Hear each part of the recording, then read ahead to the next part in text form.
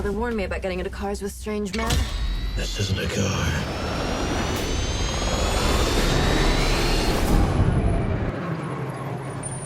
Anybody could get in and drive it. You could drive it, but driving it fast and whizzing round corners is a totally different ballgame. The visibility is particularly in these ones, which have the modifications to the tumbler with the guns and all that. The visibility is very limited.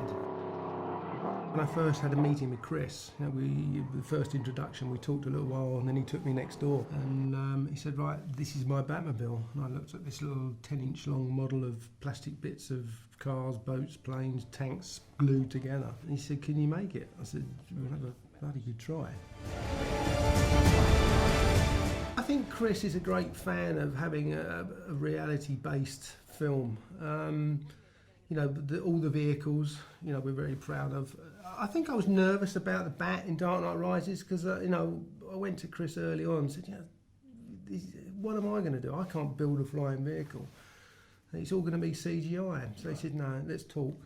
And we sat down, and before you know it, we'd built a vehicle that the Bat would sit on top of that allowed it to rise up and down 12 feet, bank left, right, tilt forwards, and to the extent that we... on a high-rise in Los Angeles, we hung it under a heavy lift helicopter, and actually that was his first maiden voyage. So it took off and revealed itself to Bane, and then flew off over the...